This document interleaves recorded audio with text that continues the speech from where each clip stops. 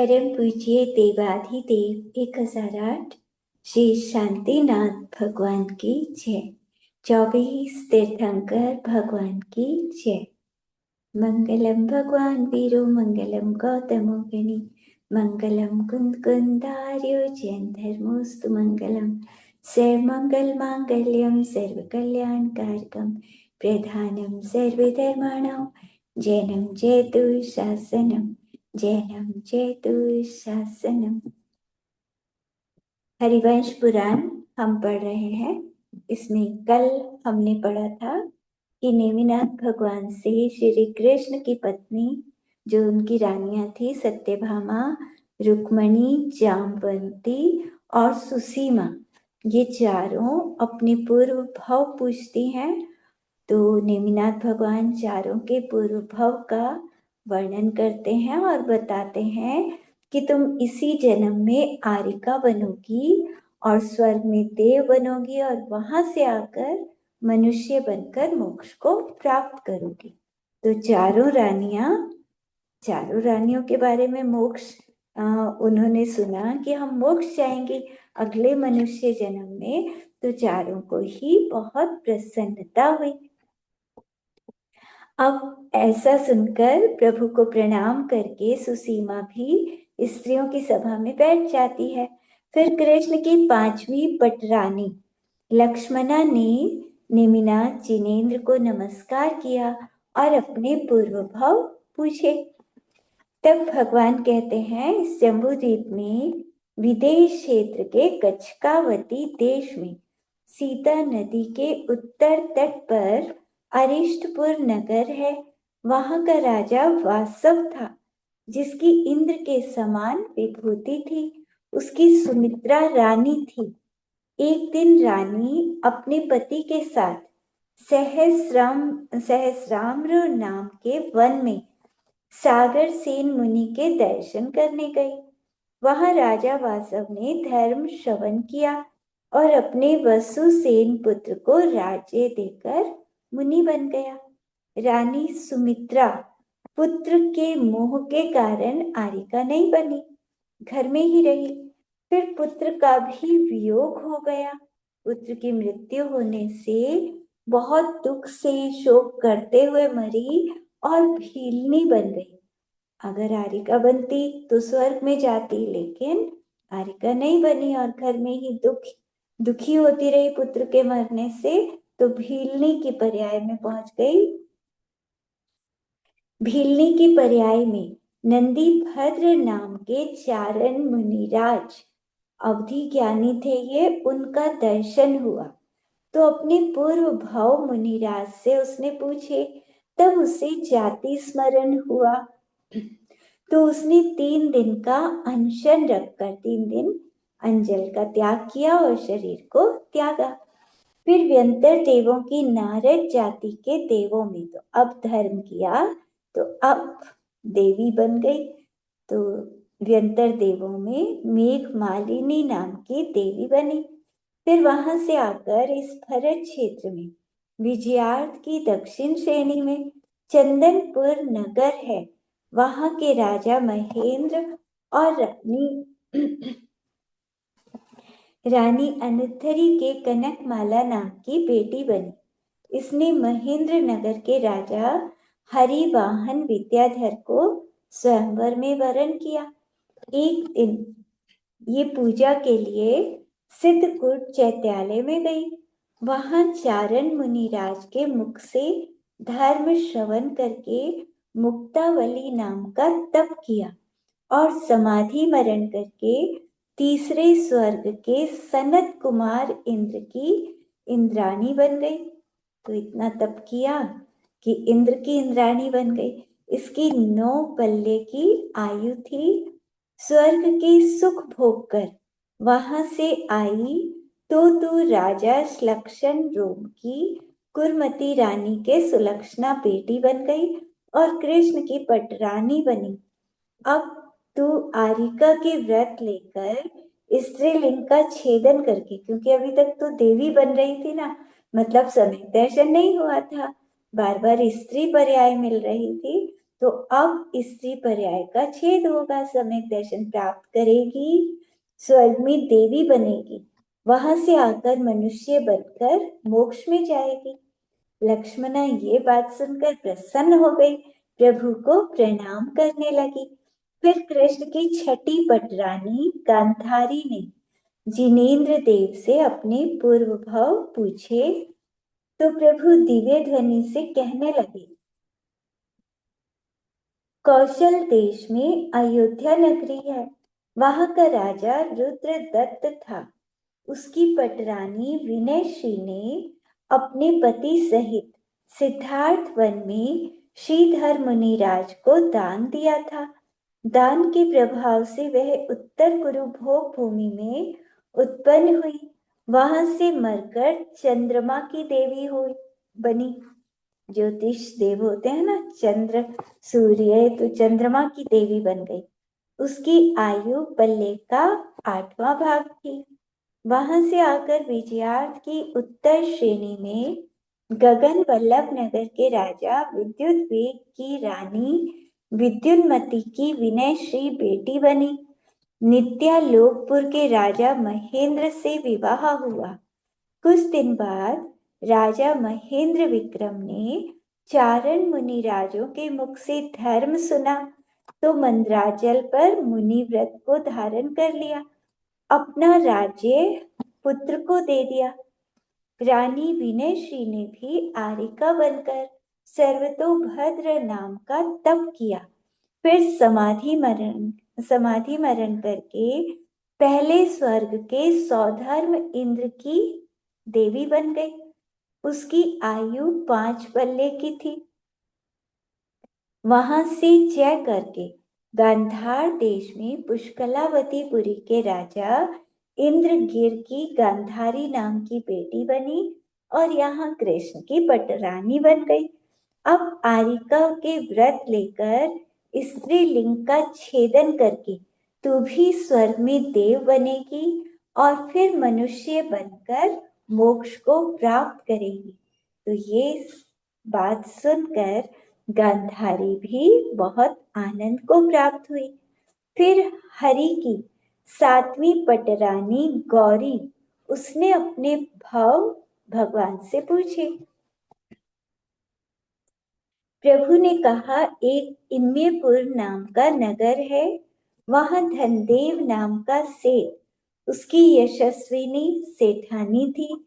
एक दिन जब वो अपने महल में बैठी थी, तो 2 चारण मुनि राजों को देखा। आकाश से उतरते हुए 2 मुनि राजों को देखकर अपने पिछले जन्म को याद करने लगी। पिछला जन्म याद आया कि मैं पिछले जन्म में धाकी खंड द्वीप के मेरु के पश्चिम विदेह में नंदशोकपुर नगर में आनंद श्रेष्ठी की पत्नी थी। मैंने पति सहित अमित सागर मुनिराज को आहार दान दिया था। तो हमारे घर में देवों ने पंच आश्चर्य किए थे। आहार दान देने से अमित सागर मुनिराज को आहार दिया तो पंच आश्चर्य हुए। फिर मैंने भरतार सहित वर्षा का जल पिया। अपने पति के साथ माइक बंद कर लो, बाबा जी माइक बंद कर लीजिए। तो मैंने भरतार सहित वर्षा का जल पिया था, जो विष सहित था। तब रास्ते में वर्षा का जल पी लिया, लेकिन उनको पता नहीं था, दोनों पति पत्नी ने पिया, लेकिन उसमें जहर मिला हुआ था। सांप होगा ना कोई आसपास, तो जहर मिल गया था, तो उससे दोनों के प्राण चले गए, दोनों की मृत्यु हुई। लेकिन आहार दान के प्रभाव से देवगुरु भोग भूमि में जन्म हो गया। वहां से दूसरे स्वर्ग में तुम ईशान इंद्र की देवी बनी। वहां से आकर धनदेव सेठ की पत्नी यशस्विनी बनी।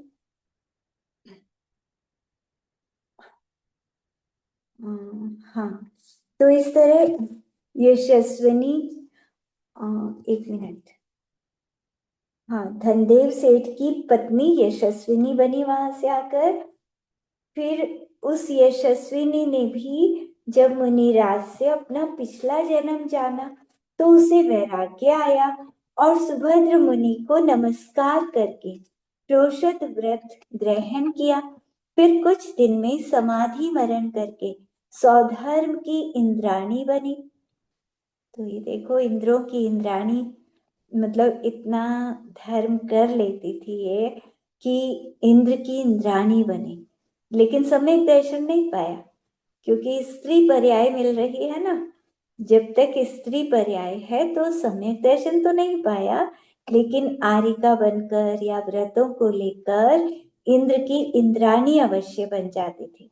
तो 5 पल्ले की आयु थी। वहां से आकर कौशाम्बी नगरी में सुभद्र सेठ की सुमित्रा रानी के सुमित्रा पत्नी के धर्ममती नाम की बेटी बनी।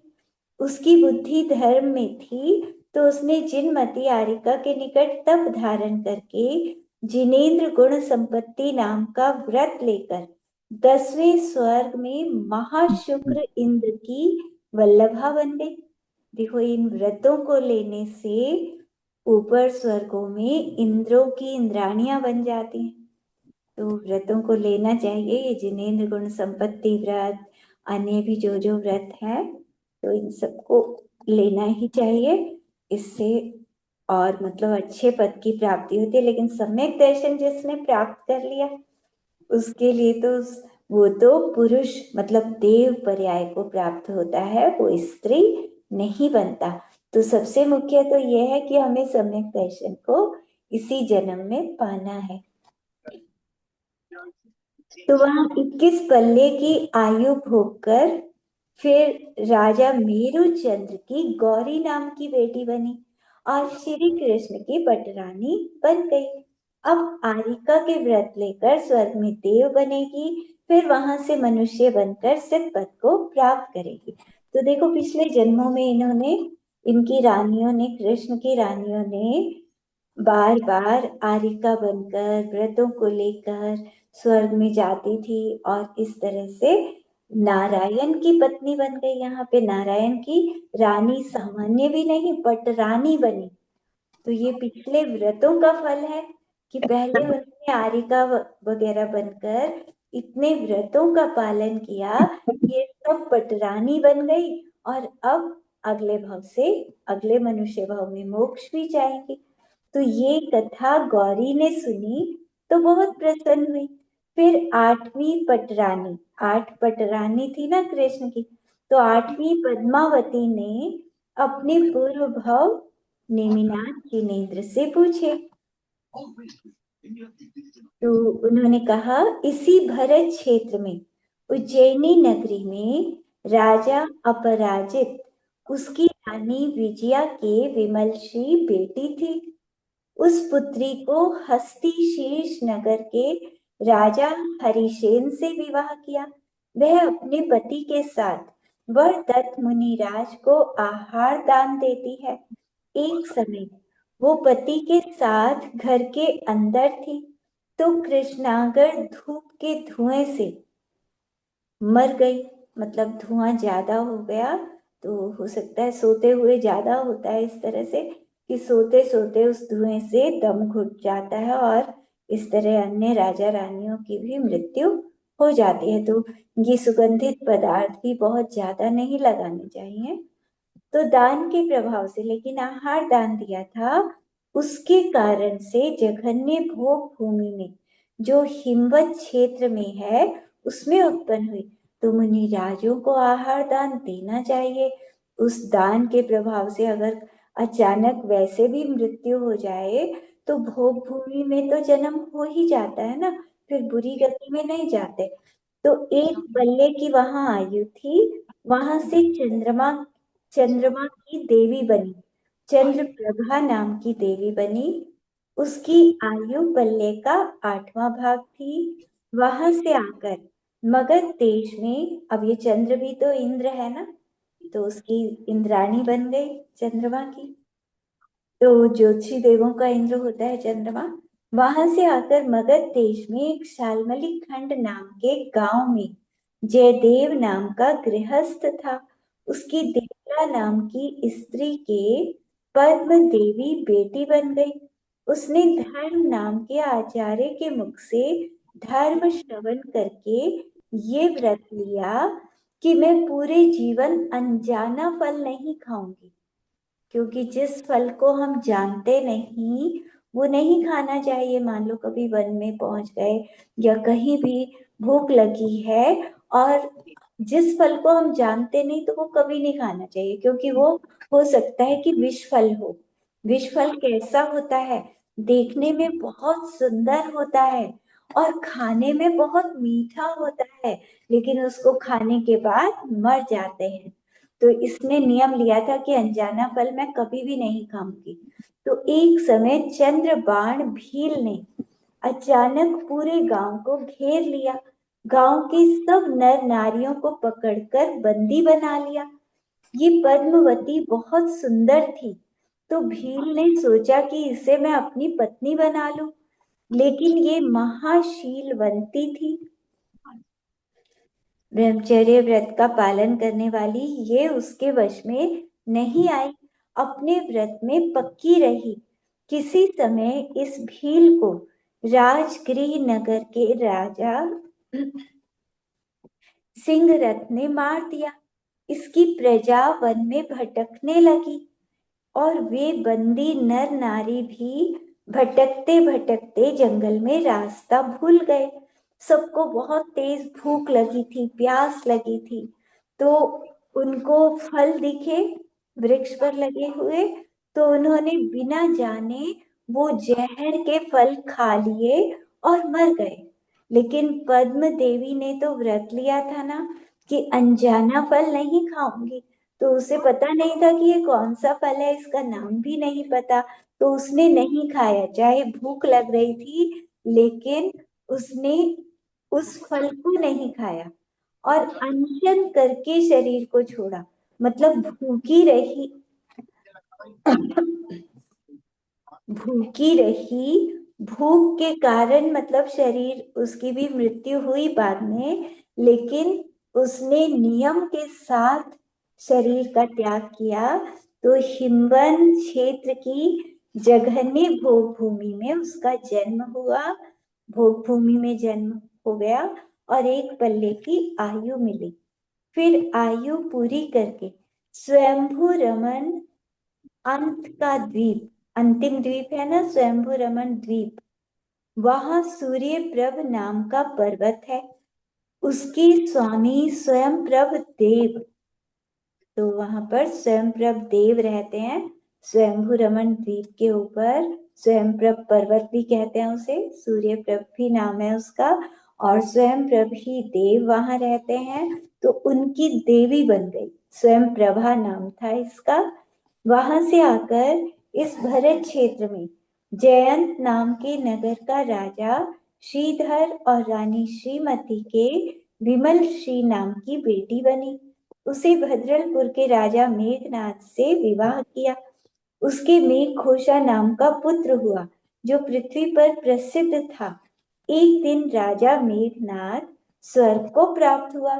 तब ये रानी आरिका के निकट व्रत लेकर आचाम्ल वर्धन नाम का तप करके 12वें स्वर्ग सहस्रार के इंद्र की इंद्राणी बनी। ये सारी पटरानियां इंद्राणी बनी हैं, पिछले जन्मों में देवों की इंद्राणियां बनकर आई हैं और तप के कारण इंद्राणियां बनी। इन्होंने मतलब तरह तरह के व्रत लिए, तप किए, तो उसके कारण ये स्वर्गों की इंद्र की इंद्राणी बनती थी, सामान्य देवी नहीं बनती थी। उसकी आयु 27 पल्ले की थी। स्वर्ग के सुख भोग कर अरिष्टपुर नगर के राजा स्वर्ण नाम और श्रीमती रानी के अब्दु पद्मावती बेटी बन गई और कृष्ण की पटरानी बन गई। अब आरिका के व्रत लेकर महातप करके स्त्रीलिंग का छेदन करके समेत दर्शन को प्राप्त करेगी और स्वर्ग में देव बनकर, फिर मनुष्य बनकर, मुनि बनकर मोक्ष को प्राप्त करेगी। ये सुनकर पद्मावती बहुत प्रसन्न हुई, मानो उसे मोक्ष मिल ही गया हो। अपने मोक्ष की बात सुनकर किसको खुशी नहीं होगी। तो आठों पटरानियों के भाव इस तरह से नेमिनाथ जिनेन्द्र ने कहे। फिर बलभद्र की माता रोहिणी और कृष्ण की माता देवकी और अन्य यादवों ने भी अपने भाव पूछे। पिछले भाव पूछकर सभी धर्म में आरूढ़ हुए। सबको संसार में भटकने से डर लगा कि अब और ना भटकना पड़े। सुर असुर नर सब जिनेन्द्र भगवान को नमस्कार करके अपने अपने स्थान चले गए। भगवान नेमीश्वर भवी जीवों के कल्याण के लिए गिरनार से देशांतर दूसरी जगह विहार करते हैं। कृष्ण की माता देवकी के गज कुमार पुत्र हुए, जो वासुदेव की तरह बहुत सुंदर हैं, वासुदेव के मन के प्रिय हैं। पहले वो बाल्य अवस्था में थे, फिर युवा हो जाते हैं, तो वासुदेव भाई के परणाने के लिए अनेक राजाओं की पुत्री मांगते हैं। तो कृष्ण के भाई थे ना ये गज कुमार, तो अनेक राजाओं से कहते हैं कि मुझे अपने छोटे भाई गज कुमार का विवाह करना है, उनकी पुत्री की याचना करते हैं। फिर एक सोम शर्मा नाम का ब्राह्मण था, उसकी पत्नी भी क्षत्रिय थी और उसकी सोमा नाम की बेटी बहुत सुंदर थी। उससे भी कृष्ण ने गज कुमार का रिश्ता पक्का कर दिया, सगाई कर दी। सब यादव हर्षित हुए। उसी समय जगत के स्वामी जिनराज फिर से गिरनार पर पहुंच गए। इधर उधर विहार करके नेमिनाथ भगवान वापस गिरनार पर्वत पर आ गए। बहुत साल बीत गए थे, फिर से वहीं आ गए। तो सब यादव उनके दर्शन करने चले। तब राजकुमार इनको जाते देखकर, अब वो जो गज कुमार थे, इनको जाते देखकर कि सब कहाँ जा रहे हैं ये, किसी किसी से पूछते हैं कि ये इतने सब खुश क्यों हो रहे हैं। तो उसने शुरू से लेकर जिससे पूछा, तो नेमिनाथ 22वें तीर्थंकर की सारी बात गज कुमार को बताई। उसके कहने से ही गज कुमार को पता लगा कि श्री नेमिनाथ तीर्थंकर जगत के तारक हैं और हमारे वंश के ही हैं। आकाश में सूर्य की तरह प्रकट हुए हैं ये, तो उनके दर्शन करने सब जा रहे हैं। वे मेरे बाबा के बेटे हैं। ऐसा जानकर गज कुमार बहुत प्रसन्न हुए और सूर्य के रथ के समान रथ पर चढ़कर जिनवर की वंदना करने को गए और हर्ष के रोमांच से भरकर समव शरण में वो गज कुमार पहुंच गए। वहां भगवान अरिहंत देव महालक्ष्मी से मंडित 12 सभा के साथ विराजे थे। गज कुमार ने उनको नमस्कार किया, फिर चक्रपाणी के समीप मनुष्यों की सभा में बैठ गया।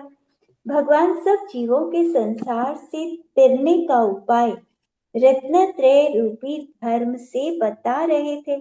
तो उसी समय कृष्ण ने जिनेन्द्र नेमिनाथ को प्रणाम करके बहुत विनय से पूछा, हे ईश, हे नाथ, हे कृपा निधि, इस भरत क्षेत्र के वर्तमान काल के सभी तीर्थेश्वर और चक्रेश्वर और अर्धचक्रेश्वर, बलभद्र, प्रतिनारायण, इन सब की कहानी मुझे बताओ, मुझे सबके बारे में सुनना है। तब जिनेश्वर ने सबकी उत्पत्ति कृष्ण को बताई। हे भव्य उत्तम, 63 शलाका के पुण्य पुरुषों की उत्पत्ति मैं तुझसे कहता हूं, तू सुन। पहले 24 तीर्थंकर के नाम बताए।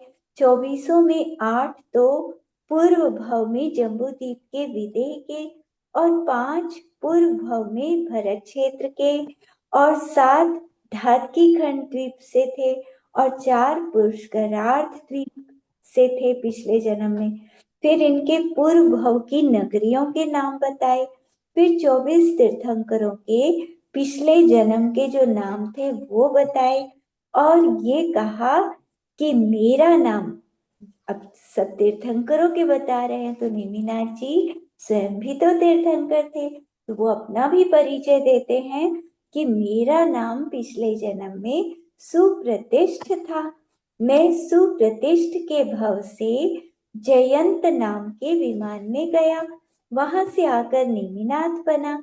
सभी ने पूर्व में जितने भी तीर्थंकर थे, सबने पिछले जन्म में सिंह निष्क्रीड़ित आदि तप किए थे और 1 महीने तक प्रायोपगमन संन्यास को धारण किया था। सभी स्वर्ग में गए और वहां से आकर तीर्थंकर बने। फिर इनके पूर्व भवों के दीक्षा गुरु के नाम बताए कि इन्होंने पिछले जन्म में दीक्षा किस किस गुरु से ली थी। 24 तीर्थंकर जिस जिस स्वर्ग से आए उनके नाम भी बताए, फिर उनके जन्म दिवस बताए, फिर इनके माता पिता के नाम बताए सब तीर्थंकरों के, और उनके जन्म के क्षेत्र बताए। कौन से तीर्थंकर भगवान ने किस वृक्ष के नीचे दीक्षा ली और कौन से वृक्ष के नीचे मोक्ष को पाया, उन सब वृक्षों के भी नाम बताए। ये सभी तीर्थेश्वर धर्म तीर्थ के नायक और अनंत वीर्य के धारक हैं, महानिर्मल स्वरूप हैं, शांति के कर्ता हैं, आताप को हरने वाले हैं। इनकी महिमा केवल ज्ञान गम्य है और ये सब समान है। काल के योग्य से ही उनकी आयु और काया की लघुता और दीर्घता है, और किसी तरह की लघुता दीर्घता नहीं है। मतलब वैसे वो छोटे बड़े नहीं है, बस आयु कम होती गई। पहले तीर्थंकर की ज्यादा आयु थी, बाद वालों की कम कम होती चली गई, लेकिन ज्ञान तो सबका बराबर था, एक जैसा था। तो दीक्षा धरने के वृक्ष को चैत्य वृक्ष भी कहते हैं, जहां दीक्षा ली जिस वृक्ष के नीचे। फिर निर्वाण गमन के नक्षत्र बताए। शांति कुंथु अरेनाथ, ये 3 तीर्थंकर चक्रवर्ती भी बने और कामदेव भी थे, और अन्य तीर्थंकर महामंडलेश्वर राजा बने। फिर उन सबके वर्ण बताए। वासु पूज्य मलिनाथ जी, नेमिनाथ जी, पार्शनाथ जी, महावीर, ये 5 तो कुमार काल में ही मुनि बन गए। इन्होंने विवाह नहीं किया और राज्य भी नहीं किया, और सब बाकी के सब राजा बने थे।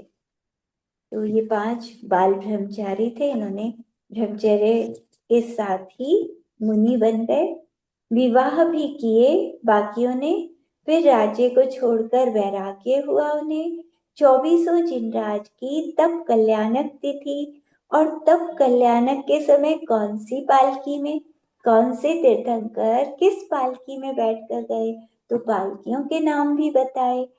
आदिनाथ स्वामी ने तो दीक्षा के 1 साल बाद पारणा किया, 1 साल से भी अधिक समय लग गया उनको आहार लेने में। बाकी सबने तीसरे दिन पारणा किया, बाकियों ने। मल्लीनाथ और पार्शनाथ जी, इन दोनों ने तेला पारणा किया, मतलब 3-3 दिन के बाद। वासु पूज्य जी ने एकांतरे पारणा किया, 1 दिन के बाद। आदिनाथ जी ने तो इक्षु रस पारणा में लिया, बाकी सबने गाय के दूध की खीर का पारणा किया। सभी तीर्थंकरों ने, सिर्फ आदिनाथ भगवान ने गन्ने के रस का लिया था आहार, पहला आहार, लेकिन बाकी सबने गाय के दूध की खीर का आहार लिया। फिर 24 तीर्थंकरों के प्रथम पारने की नगरियों के नाम बताए। पहला पारना किसने दिया, पहला आहार तीर्थंकरों को किस किस ने दिया था, उन सबके नाम बताए। जो तीर्थंकरों को पहली बार आहार देते हैं वो महाभव्य होते हैं, उन सब के महल में पंच आश्चर्य होते हैं। 12.5 करोड़ और इतने ही हजार रत्न बरसते हैं। फिर सबके केवल ज्ञान कल्याणक क्षेत्र कहे। सब तीर्थंकरों ने, कौन कौन से तीर्थंकर ने किस जगह पर केवल ज्ञान को प्राप्त किया, और तिथि भी बताई किस दिन केवल ज्ञान प्राप्त किया। सब तीर्थंकरों की निर्वाण तिथि, किस तिथि पर उन्होंने मोक्ष को प्राप्त किया और किस समय, सुबह, दोपहर या शाम, वो समय भी बताया सबका। आदिनाथ जी, वासुपूज्य जी, नमीनाथ जी ये पद्मासन से मोक्ष गए, बाकी सब खड़े हुए कायोत्सर्ग से, मतलब खड्गासन से मोक्ष में गए। सिद्धशिला पर मतलब पहले 12वें और 22वें नेमिनाथ जी है ना, 1 12 22। हाँ, तो नेमिनाथ जी आएंगे। आदिनाथ जी, वासुपूज्य जी और नेमिनाथ जी ये पद्मासन से मतलब मोक्ष जाते हैं, और सब कायोत्सर्ग आसन से, बाकी के सब खड्गासन से। मतलब अभी नेमिनाथ जी बता रहे हैं ना, तो वो बाकी दो तो अभी होंगे, पार्श्वनाथ जी और महावीर भगवान जी, तो वो सबका बता रहे हैं, पूरे 24 तीर्थंकरों का। आदि तीर्थंकर और अंतिम तीर्थंकर, इन दोनों का 14 दिन पहले समवशरण विघट गया। बाकी सबका समवशरण 1 महीने पहले विघटा था, मतलब 1 महीने पहले ही उन्होंने समवशरण छोड़ दिया था, और दिव्य ध्वनि खिरनी बंद हो गई थी। समवशरण छोड़ दिया तो फिर दिव्य ध्वनि नहीं खिरे। तो महावीर भगवान का इसमें 14 दिन लिखा है, लेकिन वैसे 2 दिन पहले भी कहते हैं, कहीं कहीं 2 दिन पहले भी है, किसी अन्य पुराण में होगा शायद। 24 जिनेंद्रों के साथ जितने भी मोक्ष गए उनकी संख्या बताई कि आदिनाथ भगवान के साथ कितने मुनिराज मोक्ष गए। फिर अजितनाथ भगवान के साथ, सबके साथ बताए। महावीर भगवान के साथ 36 मुनि मोक्ष गए, और पार्श्वनाथ भगवान के साथ 536। इतने ही नेमिनाथ जी के साथ, मल्लीनाथ जी के साथ 500 मुनिराज, शांतिनाथ भगवान के साथ 900 मुनिराज, धर्मनाथ भगवान के साथ 801 मुनि, विमलनाथ जी के साथ 6612 मुनि, अनंतनाथ जी के साथ 7501 मुनि, पद्म प्रभु जी के साथ 3800 मुनि मोक्ष गए। आदिनाथ भगवान के साथ 10,000 मुनि मोक्ष गए। बाकी और तीर्थंकरों के साथ 1,000 मुनिराज मोक्ष गए। अब यहाँ बहुत अच्छा प्रश्न आएगा मन में कि 6 महीने में तो 608 जाते हैं, फिर यहाँ 10,000 कैसे चले गए आदिनाथ भगवान के साथ, जब 6 महीने में 608 से ज्यादा नहीं जा सकते। तो ये मतलब आदिनाथ भगवान के साथ 10,000 मुनिराज थे अंत समय में, लेकिन आगे पीछे ऐसा ऐसा होता है ना, कुछ मुनिराज पहले चले गए, कुछ भगवान के मोक्ष जाने के बाद गए, मतलब 2-4 साल के अंदर। तो ऐसे, क्योंकि 6 महीने में तो 608 ही जाएंगे, ये नियम पक्का रहता है, उससे ज्यादा नहीं जा सकते। तो ये आगे पीछे के सब जोड़कर 10,000 मुनिराज आदिनाथ भगवान के साथ मोक्ष गए। अब 12 चक्रवर्ती के नाम, उन्होंने कहा था ना कृष्ण ने चक्रवर्तियों के बारे में भी बताओ, तो उनके नाम बताते हैं। भरत, पहले तो आदिनाथ भगवान के बेटे भरत चक्रवर्ती थे, फिर सगर चक्रवर्ती, मघवा, सनत कुमार, शांतिनाथ जी, कुंथुनाथ जी, अरयनाथ जी, ये तीनों तीर्थंकर चक्रवर्ती थे। सुभूमि, महापद्म, हरिसेन, जयसेन, ब्रह्मदत्त, ये 12 चक्रवर्ती 6 खंड के नायक हैं, मतलब पूरा 6 खंड का इन्होंने राज्य किया। इनमें से मघवा और ब्रह्मदत्त ये 2 चक्रवर्ती तो नरक में चले गए, बाकी स्वर्ग और मोक्ष में गए। अब 9 नारायण के नाम कहे। त्रिप्रेष्ठ, द्विप्रेष्ठ, स्वयंभू, पुरुषोत्तम, पुरुष सिंह, पुंडरीक, दत्त, लक्ष्मण और कृष्ण। ये कृष्ण कृष्ण ही पूछ रहे थे ना नेमिनाथ भगवान से, तो ये 9वें नारायण थे, 9वें वासुदेव, 3 खंड के स्वामी। तो 6 खंड के नहीं, 3 खंड के स्वामी होते हैं नारायण। अर्धचक्री कहलाते हैं नारायण, क्योंकि विजयार पर्वत को पार सिर्फ चक्रवर्ती राजा कर सकता है। तो दूसरी तरफ के 3 खंड को चक्रवर्ती जीतता है। वासुदेव जो नारायण होते हैं वो इधर के 3 खंड को जीतते हैं। तो इनके बड़े भाई बलभद्र के नाम सुनो। इन 9 नारायण बताए ना, अब 9 भाई भी थे इनके बलभद्र। विजय, अचल, सुधर्म, सुप्रभ, सुदर्शन, नंदी, नंदीमित्र, राम और बलराम।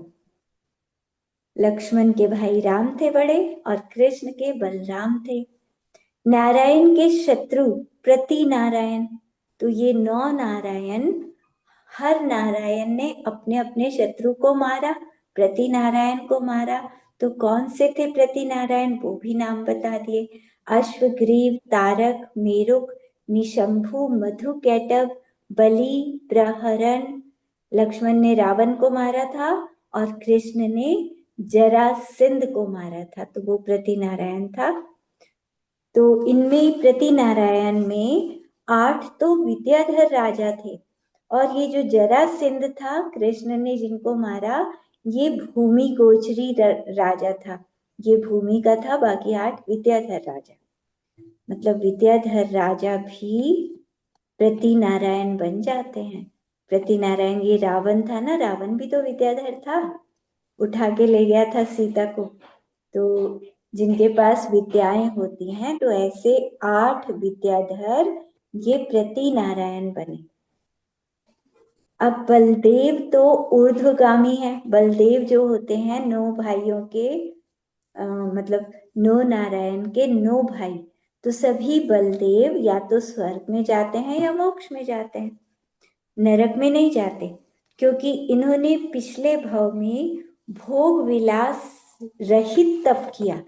और अर्धचक्री, हरि नारायण और प्रति नारायण, इन्होंने निदान करके महातप किया, मुनि तो बने।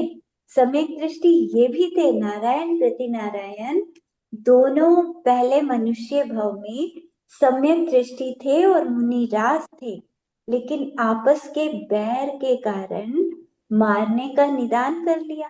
जो नारायण बनते हैं वो दूसरे को मारने का निदान कर लेते हैं किसी भी कारण से। जैसे एक वो थे ना कि एक राजा था और राजा का बेटा था, तो बेटा बहुत ताकतवर था।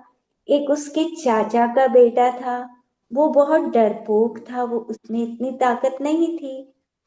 तो एक बार राजा का बेटा जो था उसके पास बहुत सुंदर बाग था। तो एक बार वो राजा का बेटा किसी काम से बाहर गया हुआ था, तो चाचा का बेटा उसके बाग में आराम से रह रहा था, उसके बाग में घूमता था। जब वो राजा का बेटा वापस वो जल्दी आ गया और उसने देखा कि मेरे बाग में ये क्या कर रहा है, तो उसे बहुत गुस्सा आया और उसने खंबा उखाड़ दिया और खंबा उखाड़ कर उसे मारने को दौड़ा। तो वो तो बहुत डर लगता था उसे इससे, तो जैसे ही देखा कि अरे ये आ रहा है, तो वो बहुत बुरी तरह से डर गया, बहुत ज्यादा डर लगा उसे। तो उसे इतनी बुरी तरह से डरते देखा तो राजा के बेटे को वैराग्य आ गया, उसने राज्य का ही त्याग कर दिया और फिर वो जाकर मुनि दीक्षा ले लेता है, मुनि बन जाता है, खूब तपस्या करता है। वो मुनिराज 1-1 महीने के व्रत करते हैं, शक्ति तो बहुत थी, तो 1-1 महीने के तप करे, लेकिन 1 महीने का व्रत करने से शक्ति तो घटेगी ना, धीरे धीरे शरीर में, मतलब हमेशा ही 1 महीने के बाद भोजन लेना, तो शरीर में कमजोरी आ गई। अब क्या हुआ, एक दिन वो किसी नगर में पहुंचे मुनिराज आहार के लिए। तो जिस समय आहार के लिए जा रहे थे, 1 महीने से आहार नहीं लिया था, 1 महीने बाद आ रहे थे, तो इतने में सामने से एक बैल आया और बैल ने मुनिराज को धक्का दिया, तो वो गिर गए क्योंकि कमजोरी थी शरीर में।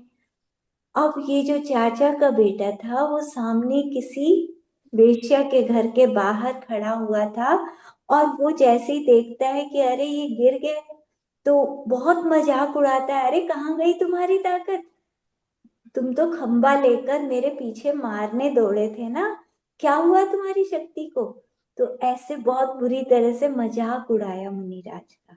तो मुनिराज को अब आ गया गुस्सा कि सबके सामने ऐसे मजाक उड़ा रहा है मेरा। तो उन्होंने निदान कर लिया कि मैंने आज तक जितना भी तप किया है, सम्यक दृष्टि मुनिराज थे, लेकिन फिर भी गुस्से में निदान कर लिया कि जितना भी व्रत तप किया है, इस व्रत के फल में अगले जन्म में मैं इसको मारूं। अब तो मुनि है तो अब तो मार नहीं सकते, लेकिन निदान कर लिया कि अगले मनुष्य भाव में मैं इसको मारूं। अभी तो देव बनेंगे मुनि बनकर। तो ऐसा निदान करने के कारण अब वो जो चाचा का बेटा था वो भी आगे चलकर मुनि बनता है, समीप दृष्टि मुनि बनता है वो भी। दोनों स्वर्ग में देव बनते हैं, लेकिन वहां से आकर फिर नारायण और प्रति नारायण बनते हैं। और नारायण ने पिछले जन्म में निदान किया था कि मैं प्रति नारायण को मारूं, तो वो प्रति नारायण को मारता है। तो नौ नारायण की इसी तरह से कुछ ना कुछ कहानी होती है कि मुनि बन के वो निदान कर लेते हैं एक दूसरे के। मतलब नारायण जो बनते हैं वो प्रति नारायण के प्रति मारने का निदान करते हैं, तो इसीलिए नारायण प्रति नारायण बनते हैं। लेकिन मारने का भाव किया आपस में दोनों का द्वेष रहता है, तो दोनों ही मरकर नरक में जाते हैं। यहाँ इतने बड़े राजा और फिर मरकर नरक में चले जाते हैं, तो क्या फायदा? ऐसा द्वेष नहीं करना चाहिए, हमें सबके प्रति समता रखनी चाहिए। अभी अभी शाम को ही पढ़ रहे थे हम, गोमट सार पढ़ रहे थे मंदिर में, तो उसमें समता सामायिक जो अंग बाह्य होते हैं 14, तो उसमें पहला सामायिक नाम का अंग बाह्य ग्रंथ है, तो उसमें समता का ही वर्णन चल रहा था। तो 6 तरह की सामायिक, उस सामायिक के 6 भेद किए। पहली नाम सामायिक, कि हमें नाम से भी राग द्वेष नहीं करना। किसी का नाम सुना और उससे द्वेष, उसका नाम सुनते ही उसके प्रति द्वेष का भाव जग गया, बिल्कुल भी नहीं करना ऐसा। मतलब कोई किसी अच्छे व्यक्ति का नाम सुन लिया तो राग जग गया, बुरे का नाम सुन लिया तो द्वेष जग गया। तो हमें समता रखनी चाहिए, ये राग द्वेष नहीं करना। ऐसा नहीं कि जब हम ध्यान में बैठेंगे तभी सामायिक है, हम पूरा दिन काम करते हुए भी समता में रहें, तो उस समय भी सामायिक का पुण्य मिलेगा हमें। तो नाम में भी किसी का भी नाम सुने तो उसमें हमें राग और द्वेष किसी से भी नहीं करना चाहिए। इसी तरह फिर स्थापना सामायिक, स्थापना सामायिक में क्या था कि किसी स्त्री पुरुष को देखकर कि ये तो अच्छा है और ये बुरा है, किसी से द्वेष नहीं करना, किसी को बुरा देखकर, किसी अच्छे को देखकर राग नहीं करना।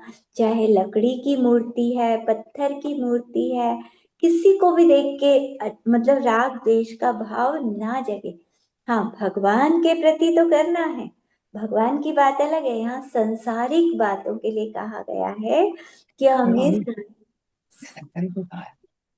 सांसारिक बातों में राग द्वेष नहीं करना। जिनेंद्र भगवान को तो मंदिर में भगवान को देखें तो बहुत आनंद आ जाए वहां तो भगवान, क्योंकि प्रशस्त राग तो हमें करना है, लेकिन जो अप्रशस्त हम करते रहते हैं हर समय, परिवार में किसी को तो अच्छा मान लिया, किसी को बुरा मान लिया, तो ये वाला हमें राग द्वेष छोड़ना है, ये नहीं करना। तो हम सामायिक में उस समय भी, उसमें भी सामायिक का पालन हो रहा है कि अगर हम किसी से राग द्वेष नहीं कर रहे तो चित्र, किसी का चित्र देखकर भी राग द्वेष का भाव नहीं आना चाहिए, मूर्ति देखकर भी नहीं आए, तो ये स्थापना सामायिक।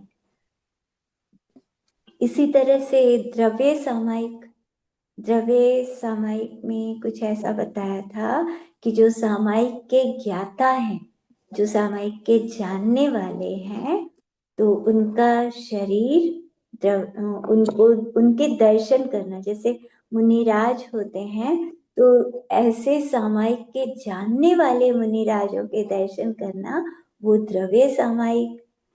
इसी तरह से मतलब सारे भेद बताए थे, और सामायिक में बैठकर हम बिल्कुल समता भाव से रहेंगे, बिल्कुल अच्छे परिणाम, प्रसन्नता के भाव, तो वो भाव सामायिक। और काल सामायिक, हाँ, काल सामायिक में क्या था कि हमें किसी भी समय से द्वेष नहीं करना, राग नहीं करना। ऐसा नहीं कि ये दिन तो बुरा है और ये दिन अच्छा है, इस चीज के लिए ये वाला दिन अच्छा नहीं है और दूसरा दिन अच्छा है, तो एक दिन से तो तुम राग कर रहे हो, दूसरे दिन से द्वेष कर रहे हो, तो ऐसा नहीं करना, सब दिन अच्छे हैं, सारी तिथि अच्छी हैं। और कृष्ण शुक्ल पक्ष भी लिखा था उसमें। लोग क्या करते हैं कि शुक्ल पक्ष तो अच्छा है, कृष्ण पक्ष तो बुरा है, कोई काम करना है तो कृष्ण पक्ष में नहीं करना। तो लेकिन कृष्ण पक्ष में मोक्ष नहीं गए क्या भगवान? बहुत भगवान मोक्ष जाते रहते हैं, तो कुछ भी बुरा नहीं है। इन तिथियों से, इन पक्षों से, कृष्ण पक्ष, शुक्ल पक्ष, इनसे भी राग द्वेष नहीं करना, तो ये काल सामायिक है। तो सब दिन अच्छे हैं जब अपने भाव अच्छे हो। मान लो किसी दिन बहुत भाव बन रहे हैं कि आज मैं ये विधान शुरू कर दूं, अब उस समय ये थोड़ी देखेंगे कि अरे अभी तो कृष्ण पक्ष चल रहा है, अभी शुरू नहीं करना। तो अगर बहुत मन कर रहा है, बहुत अच्छे भाव हैं, तो कर लो शुरू, क्योंकि 10 दिन बाद शुरू करोगे, हो सकता है उस समय इतने अच्छे भाव ना हो जितने आज है। तो जिस समय जो मतलब अच्छे कार्यों को कहते हैं ना कि कल पर मत छोड़ो, लेकिन बुरे कार्य वो कल पर छोड़ते रहो, उनको नहीं करना, उनसे तो पाप लगेगा, तो अच्छे कार्यों को करना चाहिए। तो इस तरह मतलब सामायिक का वर्णन चल रहा था कि सामायिक में हमें समता रखनी चाहिए, कैसे भी हो, द्रव्य क्षेत्र काल भाव सब तरह से। क्षेत्र से भी हमें द्वेष नहीं करना।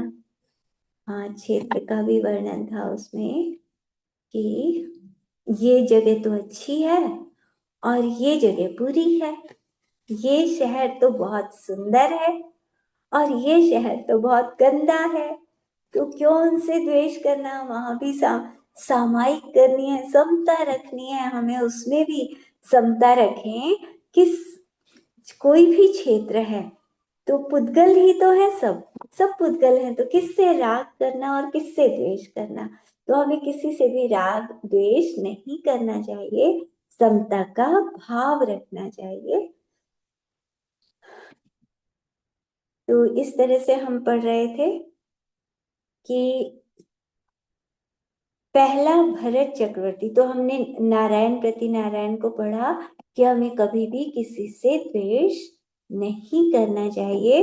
अगर हम किसी से द्वेष करते हैं, तो पहले आई थी ना वो सर्पिणी वाली कहानी कि सर्पिणी को किसी ने उसके ऊपर रथ चढ़ा दिया था, उसे मार दिया था सर्पिणी को, तो फिर वही सर्पिणी मरकर राजा की बेटी बन गई थी, और फिर किसी राजा की रानी बनी, और जिसने उसे मारा था वही उसका 7वां बेटा बन गया था। अब वो बाकी 6 बेटों को तो बहुत प्यार करती थी, लेकिन 7वें बेटे को बिल्कुल प्यार नहीं करती थी, बिल्कुल उसे तो नौकरानी ने पाला, धाई ने पाला। तो ऐसा क्यों हुआ था? क्योंकि उसने सर्पिणी को मारा था, तो वही उसकी माता बन गई अगले जन्म में। तो इसीलिए कहते हैं कि किसी जानवर को भी मारना नहीं चाहिए। ऐसा मत सोचो कि ये छोटा जीव है तो इसको कष्ट दे सकते हैं, नौकर है, कोई भी है, हो सकता है अगले जन्म में वही हमारा कुछ बन जाए और फिर वो अपना बदला ले लेगा, अपने ही परिवार का सदस्य बन जाएगा। तो इसीलिए सबके साथ हमें ध्यान रखना चाहिए, नौकर के साथ भी बुरा नहीं बोलना चाहिए और जानवरों के साथ भी बुरा नहीं करना चाहिए। कोई भी कुछ भी इस संसार का नियम है ना कि कोई भी कभी भी किसी का भी परिवार का सदस्य बन जाता है, तो फिर वो अपना बदला ले लेते हैं सारा। इस जन्म में हम जिसके साथ जैसा जैसा करेंगे, अगले जन्म में फिर वो वैसा वैसा बदला लेते हैं। अब भरत चक्रवर्ती को बताते हैं कि ये आदिनाथ भगवान के बेटे थे, तो उनके समय में हुए। दूसरा सगर चक्रवर्ती अजितनाथ भगवान के समय में हुआ, तीसरा मघवा और चौथा सनत कुमार। ये धर्मनाथ के मोक्ष जाने के बाद, धर्मनाथ तीर्थंकर मोक्ष में चले गए, उस समय ये दो चक्रवर्ती हुए और शांतिनाथ भगवान से पहले हुए। फिर शांतिनाथ, कुंथुनाथ जी और अरनाथ जी, ये तीन चक्रवर्ती तीर्थंकर भी बने, चक्रवर्ती भी बने। आठवां सुभोम चक्रवर्ती, ये अरेनाथ भगवान जब मोक्ष में चले गए और मल्लीनाथ भगवान से पहले ये सुभोम चक्रवर्ती राजा हुए। फिर मल्लीनाथ भगवान के मोक्ष जाने के बाद मुनिसुव्रतनाथ से पहले नौवां महापद्म चक्रवर्ती बना। मुनिसुव्रत भगवान के बाद और नमीनाथ भगवान से पहले 10वां चक्रवर्ती हरिसेन बना। नमीनाथ भगवान के बाद और नेमिनाथ भगवान से पहले 11वें चक्रवर्ती जयसेन बने। नेमिनाथ भगवान के बाद और पार्श्वनाथ भगवान से पहले 12वें चक्रवर्ती ब्रह्मदत्त बने। इनमें शुभोम और ब्रह्मदत्त, हाँ शुभोम और ब्रह्मदत्त ये 7वें नरक गए। हाँ मैंने मघवा बोल दिया था, मघवा नहीं शुभोम आएगा। शुभोम और ब्रह्मदत्त तो 7वें नरक में गए। मघवा और सनत कुमार ये दोनों तीसरे स्वर्ग में गए। ये स्वर्ग में गया, मघवा स्वर्ग में गया है, शुभोम चक्रवर्ती गया है 7वें नरक। तो बाकी के 8 मोक्ष में गए हैं। जो स्वर्ग में गए हैं वो भी बहुत जल्दी मोक्ष में जाएंगे। ये महापुरुष मोक्ष के ही अधिकारी हैं। मतलब जितने भी नारायण, प्रति नारायण, चक्रवर्ती, तीर्थंकर सभी नियम से मोक्ष में जाते हैं। नारायण, प्रति नारायण एक बार तो नरक में जाते हैं, लेकिन वहां से आकर फिर वो मोक्ष को पाते हैं। जैसे रावण है, नारायण था, नहीं प्रति नारायण था, वो तो प्रति नारायण था, लेकिन वो आगे चलकर तीर्थंकर बनेगा रावण। लक्ष्मण भी तीर्थंकर बनेंगे, अभी नरक में है, लेकिन ये जो नारायण प्रति नारायण होते हैं ये आगे चलकर मोक्ष अवश्य जाते हैं, जल्दी जाएंगे। तो पहला नारायण श्रेयांसनाथ भगवान के समय में हुआ, दूसरा वासुपूज्य भगवान के समय में हुआ, तीसरा विमलनाथ भगवान के समय में, चौथा अनंतनाथ भगवान के समय में, पांचवा धर्मनाथ भगवान के समय में, छठा पुंडरीक नारायण अरेनाथ भगवान के बाद और मल्लीनाथ से पहले, सातवां मुनिसुव्रत भगवान से पहले हुआ, मुनिसुव्रत भगवान के बाद और नमीनाथ भगवान से पहले आठवां नारायण लक्ष्मण हुआ। नौवां नारायण कृष्ण नेमिनाथ के समय में हुआ। 9 बलभद्र में 8 तो कर्मों को नष्ट करके मोक्ष में गए और 9वां बलदेव कृष्ण, कृष्ण का जो बड़ा भाई है बलदेव, वो मुनि बनकर 5वें स्वर्ग में देव बनेंगे। कृष्ण तीर्थेश्वर पद धारेंगे, कृष्ण आगे चलकर तीर्थंकर बनेंगे। उनके समय में ही, इस जन्म में नहीं लेकिन आगे चलकर कुछ जन्म के बाद तीर्थंकर बनेंगे। उनके समय में ही बलभद्र सिद्ध भगवान बन जाएंगे। फिर नेमिनाथ जिनेन्द्र ने 24 तीर्थंकरों के शरीर की ऊंचाई बताई। आदिनाथ भगवान का शरीर 500 धनुष का था, अजितनाथ भगवान का 450 धनुष, 50 कम हो गए। संभवनाथ भगवान का 400 धनुष, अभिनंदन जी का 350, 50-50 कम होते जा रहे हैं। सुमतिनाथ जी का 300 धनुष, पद्मनाथ जी का 250 धनुष, सुपार्श्वनाथ जी का 200 धनुष, चंद्र प्रभु जी का 150 धनुष, पुष्पदंत जी का 100 धनुष। अब 10-10 कम होंगे। शीतलनाथ जी का 90 धनुष, श्रेयांसनाथ जी का 80 धनुष, वासुपूज्य जी का 70 धनुष, विमलनाथ जी 60 धनुष, अनंतनाथ जी 50 धनुष, धर्मनाथ जी का 45। अब 5-5, 50 के बाद अब 5-5 कम होते जाएंगे। धर्मनाथ जी का 45 धनुष का, शांतिनाथ भगवान का 40 धनुष का शरीर, कुंतुनाथ भगवान का 35 धनुष का, मतलब कई मंजिल का मकान, इतने बड़े बड़े भगवान थे हमारे शांतिनाथ जी, कुंतुनाथ जी। हम तो छोटे से भगवान रख लेते हैं मंदिर में, लेकिन असली में जो शांतिनाथ भगवान थे 3-4 मंजिल का तो होगा ही, इतना मतलब, या 10 मंजिल कितना बैठेगा, 10 मंजिल बैठेगा शायद, मतलब बहुत बड़े बड़े शरीर थे इनके, बहुत बड़े। तो कुंतु नाथ जी का 35 धनुष का, हरे नाथ जी का 30 धनुष, मल्ली नाथ जी का 25 धनुष, मुनि सुव्रत जी का 20 धनुष, नमी नाथ जी का 15 धनुष, निमि नाथ जी का 10 धनुष। अब यहाँ तक तो 5-5 कम हुए। पार्श्वनाथ भगवान का शरीर 9 हाथ का था, एक धनुष में 4 हाथ होते हैं, तो यहाँ 9 हाथ का शरीर था। और महावीर भगवान का 7 हाथ का। तो ये तीर्थंकरों के शरीर की ऊंचाई नेमिनाथ भगवान बताते हैं। फिर चक्रवर्ती, नारायण, प्रतिनारायण, बलभद्र, इन सब के शरीर की ऊंचाई बताते हैं। नारायण, प्रतिनारायण और बलभद्र, ये 3 पदवी के धारक एक समय में होते हैं, इसीलिए शरीर की ऊंचाई भी एक जैसी होती है इनकी, क्योंकि नारायण प्रतिनारायण को मारता है और बलभद्र उनका भाई होता है, तो तीनों ही एक समय में होते हैं, तो ऊंचाई भी एक जितनी होती है, बस आयु में कम ज्यादा का अंतर होता है। फिर तीर्थंकरों की आयु बताते हैं नेमिनाथ जी। आदिनाथ भगवान की 84 लाख पूर्व की आयु थी, अजितनाथ भगवान की 72 लाख पूर्व, संभवनाथ जी की 60 लाख पूर्व, अभिनंदन नाथ जी की 50 लाख पूर्व, सुमति नाथ जी की 40 लाख पूर्व, पद्म प्रभु जी की 30 लाख पूर्व, सुपार्श नाथ जी की 20 लाख पूर्व, मतलब इसमें भी 10-10 घटते जा रहे हैं। शुरू में 84 लाख पूर्व और 72 लाख पूर्व, उसके बाद 60 लाख पूर्व के बाद 10-10 घट रहे हैं पूरे।